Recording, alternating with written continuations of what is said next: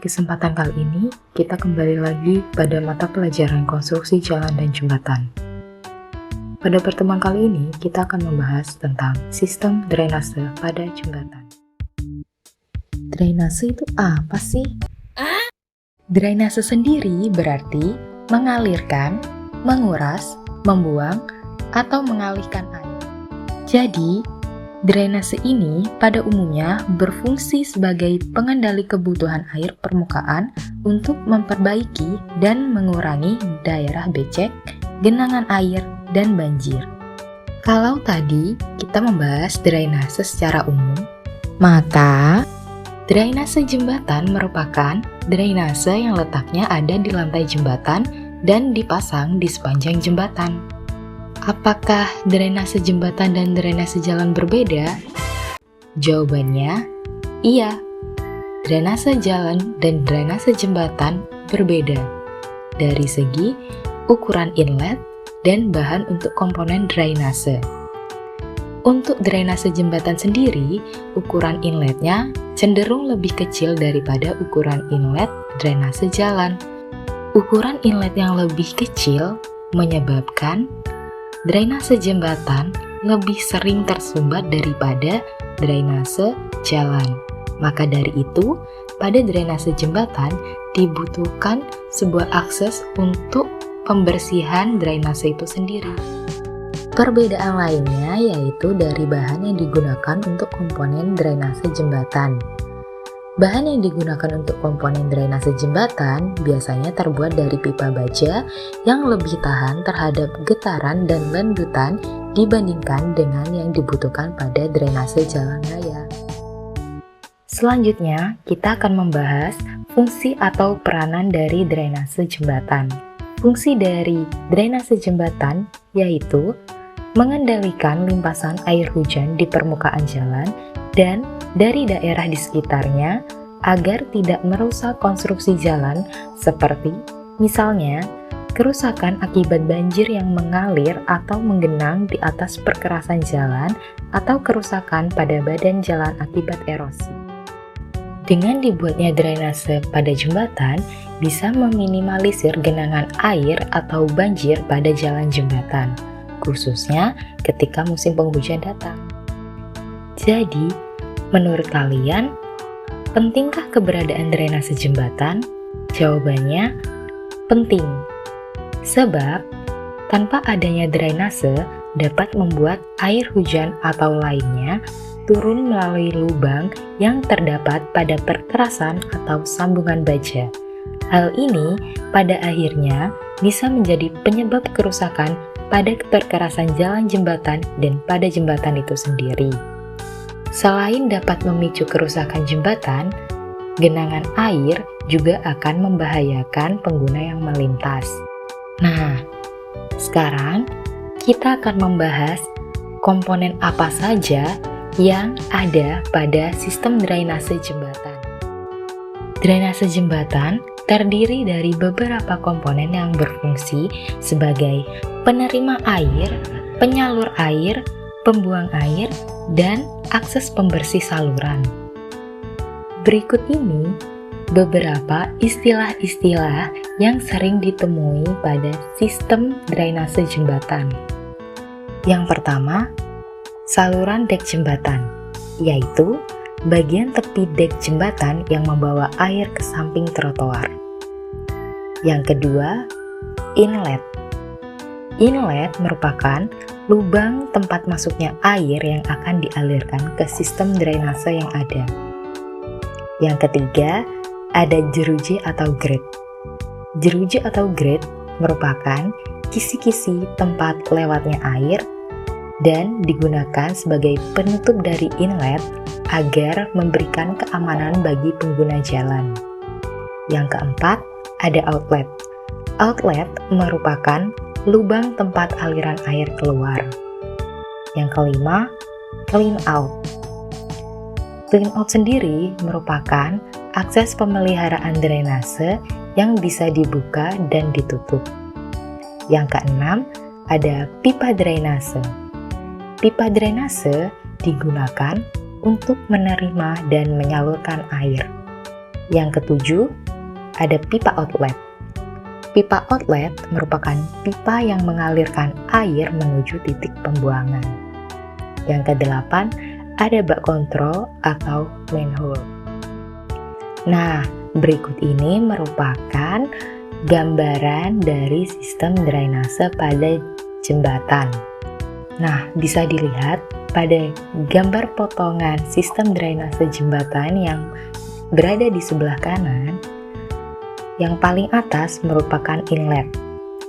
Inlet merupakan lubang tempat masuknya air ke dalam sistem drainase jembatan yang ada. Kemudian, di bawah inlet terdapat clean out. Clean out sendiri merupakan akses pembersihan saluran. Kemudian, ada pipa drainase. Pipa drainase berfungsi mengalirkan atau menerima air. Kemudian, ada clean out kembali. Di bawah itu, ada clean out lagi. Baru kemudian ada outlet drainase jembatan. Outlet drainase jembatan digunakan untuk mengalirkan air menuju titik pembuangan. Kemudian ada outlet. Outlet yaitu lubang tempat keluarnya air. Nah, di paling ujung ada lubang pembuangan jalan raya.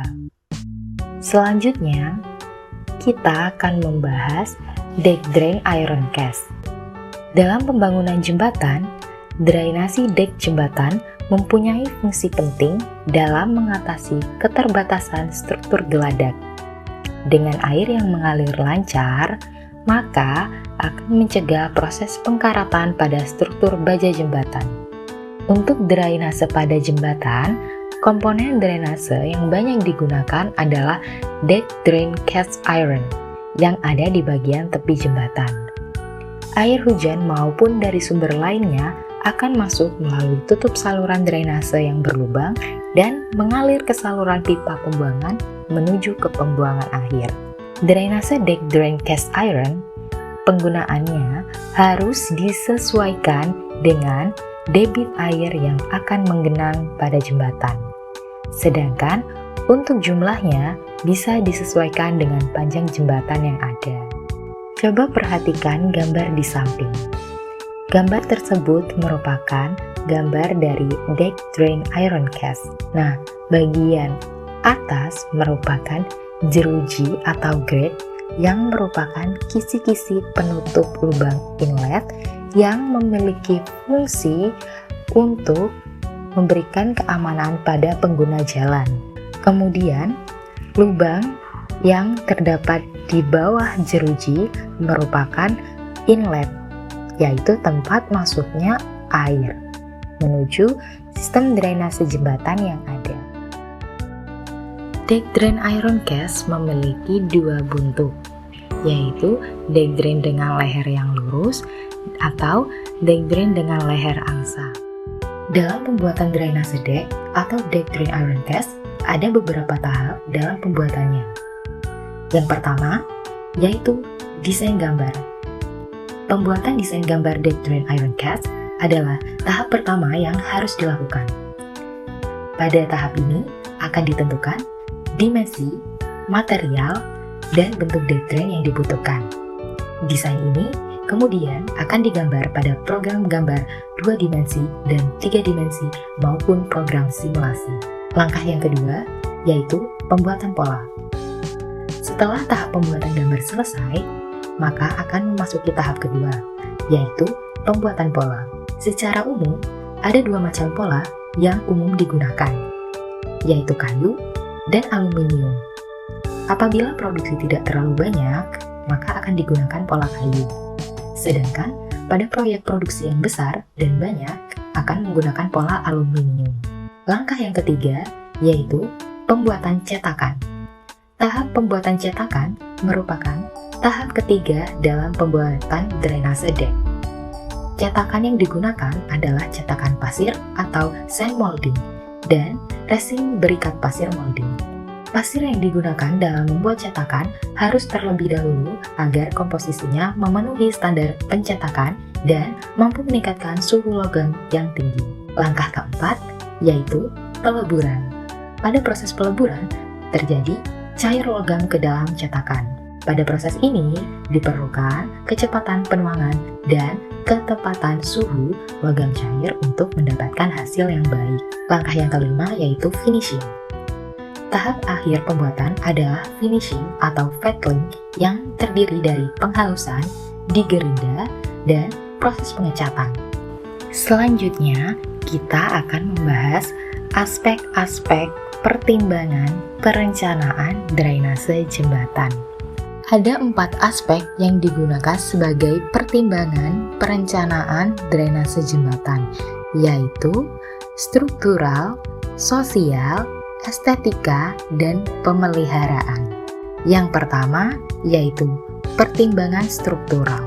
Drainase harus dirancang sesuai dengan persyaratan struktural. Contohnya, pada jembatan dengan dek beton bertulang, posisi inlet harus disesuaikan dengan desain tulangan lainnya yang bersinggungan langsung dengan komponen struktural untuk menghindari korosi dan erosi. Pertimbangan sosial. Drainase harus dirancang sesuai dengan pertimbangan keamanan, keselamatan, dan kenyamanan pengguna jalan. Contohnya, pemilihan jenis jeruji pada inlet sehingga aman untuk pengendara sepeda dan pejalan kaki. Pertimbangan estetika. Sistem pipa saluran harus ditempatkan sedemikian rupa untuk mempertahankan nilai estetika jembatan. Pipa dapat diletakkan di balik kolom atau disamarkan dengan dekorasi. Pertimbangan pemeliharaan. Drainase harus dirancang dapat dibersihkan agar selalu berfungsi dengan baik. Ruang pemeliharaan pada dek jembatan dan akses di bawah jembatan harus diperhitungkan. Pipa drainase tidak disarankan ditanam dalam kolom untuk menghindari adanya pengaruh negatif pada beton. Sekian paparan materi sistem drainase pada jembatan ini. Semoga video ini bermanfaat.